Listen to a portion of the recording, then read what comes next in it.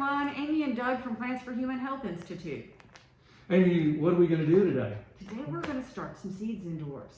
All right, sounds like fun, but why are we going to do this? Well, Doug, I don't know about you, but I don't like wasting a lot of money on my gardening. So I bought a package of seeds here. This was just a few dollars, and it will do probably 10 of these flats. Oh, nice. Okay. But if I were to buy a flat of plants, it might cost me $18 to $20 per flat. So that's a lot of savings. Plus, it's a lot of fun. I like seeing that whole process start to finish. Me too. Being able to see that seed and watch it grow is really great. And another thing is when I go to buy transplants, sometimes the nurseries don't always have them when I need them. They don't always follow that school schedule, and I might need to plant things earlier than they have them ready. So, right. So I think it's best if we start our own.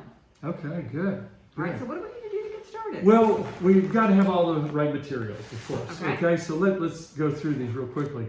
This is a flat, and you don't have to buy a flat, greenhouse flat, but something to hold your plants. And this does not have holes, so when you're doing this at inside the school building or at home, wherever, and it's inside, you don't want this leaking.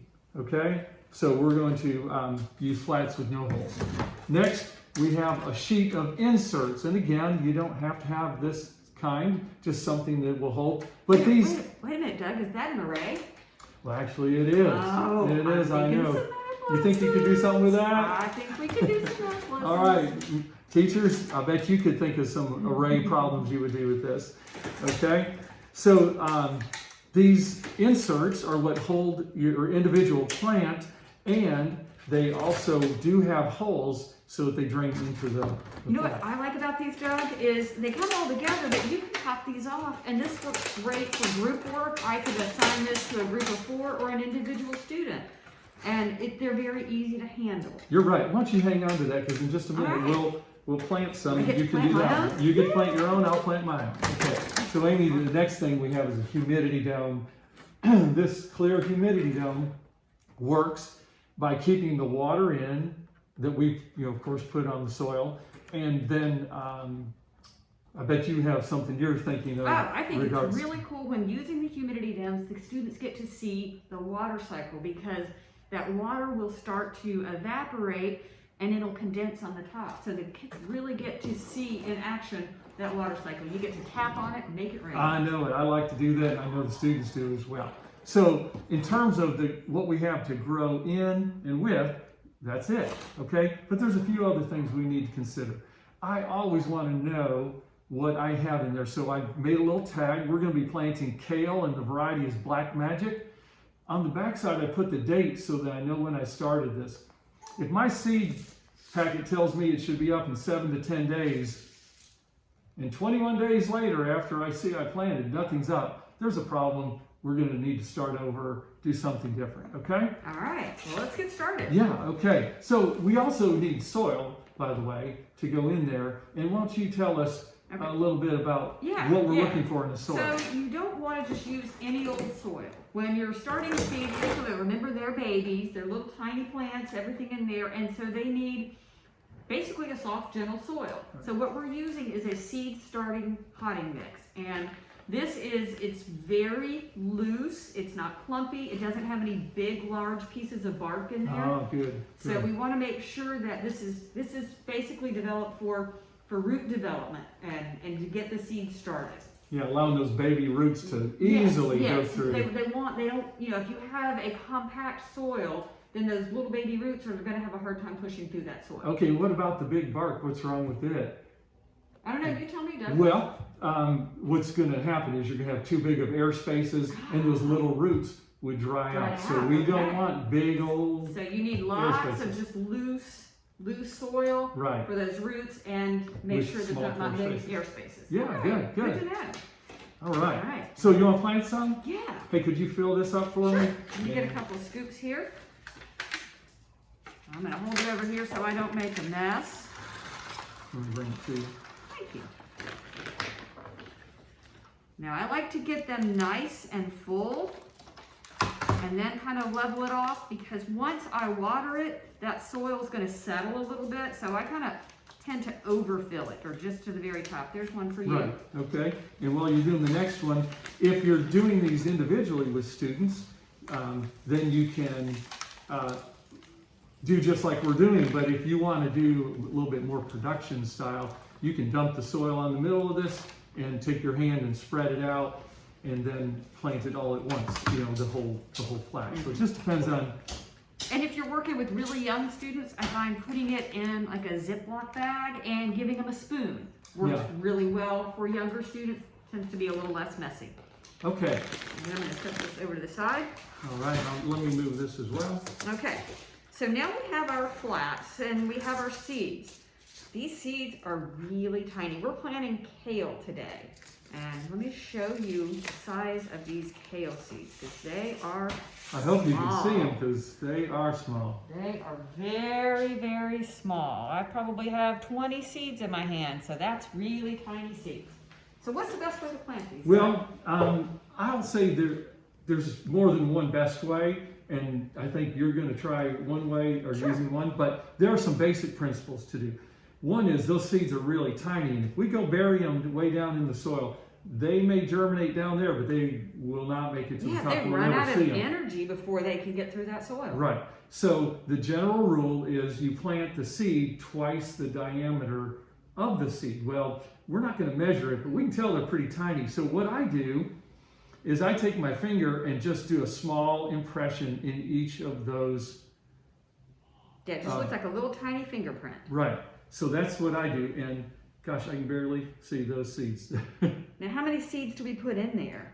Good question. So obviously you want at least one, but it's not going to hurt. And it's pretty typical to plant, 2, maybe even 3. But you know what has to happen then if you... Then I have to thin them. I have to get rid of some of them, and that's hard to do. So if 3 come up, I only want 1. I'm going to have to remove 2.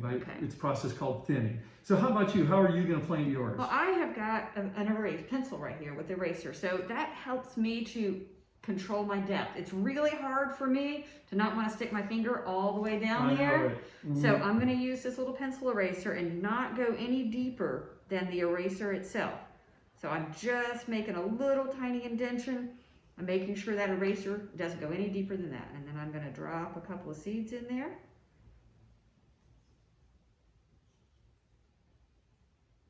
And then I just gently just smooth over. I don't want, remember these are little babies. They don't need a big heavy blanket. Nice little soft blanket of soil to cover them up with. You wouldn't put a big old heavy quilt on a tiny baby, would you? I wouldn't. So that's, think of these. You got to make sure that you're gentle with your seeds. Nice, soft, easy soil. Okay, so is that it? We're ready to put the humidity dome on? Oh gosh, well, there's nothing to be humid in there. You're right. So I think you've got some water for each of us. Okay. Now, for watering, if you're doing this individually or in a small group, having a small container to water with is good. And so we can just pour that on there gently, not from way up high. Okay. You know what I'm going to do?